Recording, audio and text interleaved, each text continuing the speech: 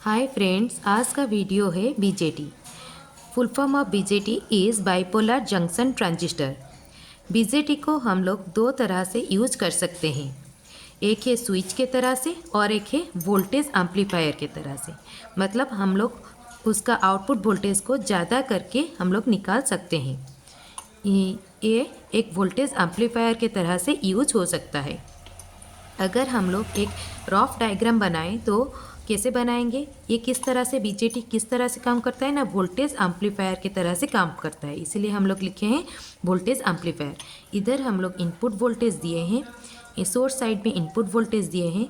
तो करंट जो आया है वो ये है इनपुट करंट, और ये वाला है आउटपुट वोल्टेज, और ये वाला है आउटपुट करंट। तो अगर हम लोग इनपुट रेजिस्टेंस अगर हम लोग देखेंगे तो क्या हो जाएगा ना, V I by I I, voltage by current. तो इनपुट करेंट जो इनपुट रेजिस्टेंस जो है वो क्या होता है ना, सबसे ज़्यादा होता है। इनपुट रेजिस्टेंस बीजेटी में इनपुट रेजिस्टेंस बहुत ज़्यादा होता है और आउटपुट रेजिस्टेंस जो है बहुत ही कम होता है। Output resistance is equal to V output by I output. तो इसको अगर हम लोग डायग्राम के थ्रू रिप्रेजेंट करेंगे तो कैसे होगा, ये आ गया इनपुट रेजिस्टेंस, इसमें एक सोर्स रेजिस्टेंस लगेगा आर एस, और इसमें एक हम लोग सप्लाई देंगे वी एस, सप्लाई वोल्टेज। तो सप्लाई वोल्टेज जब देंगे तो करंट इस तरह से फ्लो होके ऐसे आएगा, ठीक है। ये इनपुट रेजिस्टेंस के अक्रॉस जो वोल्टेज ड्रॉप होगा वो क्या होगा ना, input voltage to the BJT. Then output side का अगर हम लोग सर्किट डायग्राम देखेंगे तो क्या होगा, A V into V I. A V मतलब voltage gain into V I, जो कि आउटपुट वोल्टेज होता है इन द बीजेटी। देन हम लोग उसका बीजेटी का आउटपुट रेजिस्टेंस जो है आर नॉट से रिप्रेजेंट होता है, और जो लोड है वो हमेशा आर एल से रिप्रेजेंट होता है। तो आउटपुट वोल्टेज ये लोड के अक्रॉस आता है, जिसको हम लोग रिप्रेजेंट करेंगे भी आउटपुट से। और इधर इस सर्किट में हम लोग वोल्टेज गेन लिए हैं 100, ठीक है। वोल्टेज गेन मतलब output voltage divided by input voltage. Output voltage divided by input voltage is equal to voltage gain, जो हम लोग लिए हैं 100। मतलब आउटपुट वोल्टेज क्या होगा ना, इनपुट वोल्टेज से 100 टाइम ज़्यादा होगा, 100 टाइम्स ज़्यादा होगा। तो इस सर्किट को अगर हम लोग एनालाइज करेंगे तो क्या होगा ना, करंट कितना होगा, V S voltage divided by resistance. तो ये एक लूप है, तो वोल्टेज डिवाइडेड बाय रेजिस्टेंस, ये दोनों रेजिस्टेंस क्या है ना, सीरीज में लगा है। तो R S plus R I, I equal to V S divided by R S plus R I. तो ये जो वी आई है ये कितना होगा, करेंट इंटू रेजिस्टेंस, करंट कितना है, we S divided by R S plus R I into resistance कितना है, आर आई, ठीक है। देन अभी आउटपुट वोल्टेज कितना होगा, वोल्टेज अगर हम लोग वोल्टेज डिवीजन रूल डालेंगे तो इसमें सोर्स वोल्टेज कितना है, A V into V I, source voltage into the voltage across, जिसके अक्रॉस में हम लोग वोल्टेज निकालेंगे, इसके अक्रॉस निकालेंगे, into R L divided by total resistance कितना हो गया ना, R not plus R L, ठीक है। तो हम लोगों ने पहले बताया था कि इनपुट रेजिस्टेंस बीजेटी का इनपुट रेजिस्टेंस क्या है, बहुत ही ज़्यादा है। अगर बहुत ज़्यादा है तो वो आर एस से भी क्या है, बहुत ज़्यादा है। Are I is very very greater than R S. So automatically if हम लोग लेंगे are I plus R S लेंगे तो इधर हम लोग आर एस को नेग्लेक्ट कर सकते हैं, क्योंकि आर आई का वैल्यू बहुत बहुत बहुत ज़्यादा है। तो वो nearly equal to R I हो जाएगा। अगर हम लोग इसमें अगर ये वाला रूल डालेंगे, V I equal to V S R I divided by R S plus R I, तो इसके जगह पे हम लोग क्या लिख सकते हैं, आर आई। क्यों, क्योंकि आर आई का इनपुट रेजिस्टेंस का वैल्यू क्या है, बहुत ही ज़्यादा है। तो इससे हमें मिलता है कि V I input voltage is equal to source voltage. तो हमारा अगर इनपुट रेजिस्टेंस अगर हम लोग ज़्यादा ले रहे हैं, इसके वजह से हमारा जो इनपुट बीजेटी का इनपुट के साइड में जो वोल्टेज ड्रॉप हो रहा है वो किससे इक्वल हो रहा है ना, सोर्स वोल्टेज के साथ इक्वल हो रहा है। तो इसके लिए हमें क्या करना पड़ेगा ना, आर एस का वैल्यू बहुत ही ज़्यादा लेना पड़ेगा, ठीक है। अभी हम लोग को ये मिल गया।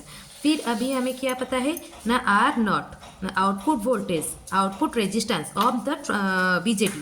बीजेटी का आउटपुट रेजिस्टेंस क्या है, बहुत ही कम है। बहुत कम होने की वजह से R O is very very less than R L. So that क्या होगा ना, ये जो नीचे में आउटपुट वोल्टेज का ये नीचे में है R not plus R L, तो ये क्या हो जाएगा, आर एल क्या है, बहुत बहुत कम है आर एल से, तो ये क्या हो जाएगा ना, आर एल के इक्वल हो जाएगा। तो इसके जगह पे हम लोग क्या लिख सकते हैं ना, आर एल लिख सकते हैं, क्योंकि आर नॉट को हम लोग क्या कर सकते हैं ना, नेगलेक्ट कर सकते हैं। तो ये क्या हो गया, A V V I R L divided by R L. तो इधर हम लोग आर एल को कैंसिल कर सकते हैं, तो क्या आ गया output, A V V I. तो वी आउटपुट कितना आ गया ना, ए वी इंटू वी आई। तो आउटपुट वोल्टेज टोटल कितना आ गया ना, इसमें इसके बीजेटी के अक्रॉस में जो आउटपुट वोल्टेज आ रहा है वो लोड के अक्रॉस में आ रहा है। क्यों, ये अगर हम लोग बीजेटी का आउटपुट रेजिस्टेंस अगर हम लोग बहुत ही लो रखेंगे, कम रखेंगे, तो हमारा आउटपुट वोल्टेज जो आएगा वो कितना आएगा ना, बीजेटी का आउटपुट वोल्टेज जितना है उसके साथ इक्वल आएगा। ठीक है, V output equals to A V into V I. तो वी आई के जगह पे हम लोग क्या लिख सकते हैं ना, वी एस लिख सकते हैं। इससे हमारा गेन कितना आ गया ना, we output divided by V S. ठीक है, input resistance is high. Input resistance BJT का इनपुट रेजिस्टेंस हाई रखने की वजह से क्या हो रहा है ना, मैक्सिमम वोल्टेज हमें मिल रहा है।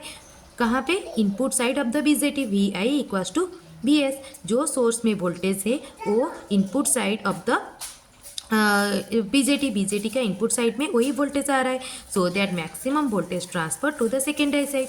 तो इसके वजह से हमारा बीजेटी का सेकेंडरी साइड में मैक्सिमम वोल्टेज हम लोग क्या कर सकते हैं ना, ट्रांसफ़र कर सकते हैं।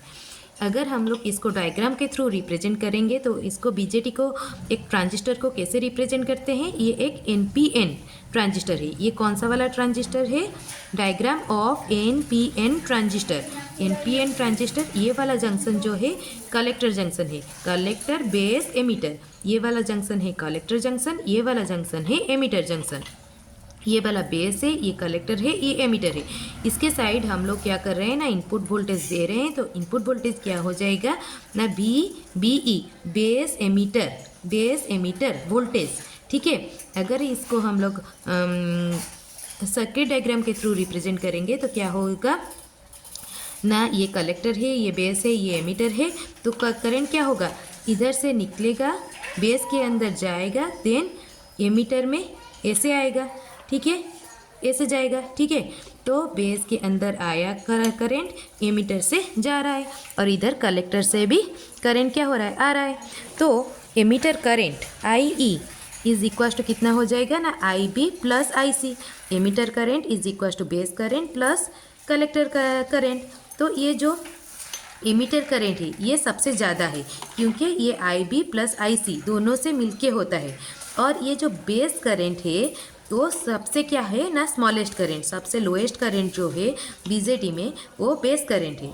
ठीक है, अगर इसको इसका वोल्टेज ड्रॉप दिखेंगे सभी के अक्रॉस में, ये क्या हो जाएगा, कलेक्टर और एमीटर। ये कलेक्टर है, ये बेस है, और ये एमीटर है। तो कलेक्टर और एमीटर के अक्रॉस में जो वोल्टेज ड्रॉप होता है उसको क्या करेंगे, क्या लिखेंगे, VCE। और कलेक्टर और बेस के अक्रॉस में जो वोल्टेज ड्रॉप होगा, voltage drop across collector and base और एमीटर के अक्रॉस जो वोल्टेज ड्रॉप होगा, VBE। तो ये VCE कितना हो जाएगा, VCB plus VBE। VCE is equal to VCB plus VBE। तो VCE का वैल्यू कितने मतलब रेंज कितना होता है ना, कलेक्टर वोल्टेज से अप टू 0.2 वोल्ट, और इसका VCB जो होता है ये कितना होता है ना, -0.6 वोल्ट, और VBE जो होता है वो सबसे स्मॉलेस्ट वोल्टेज होता है।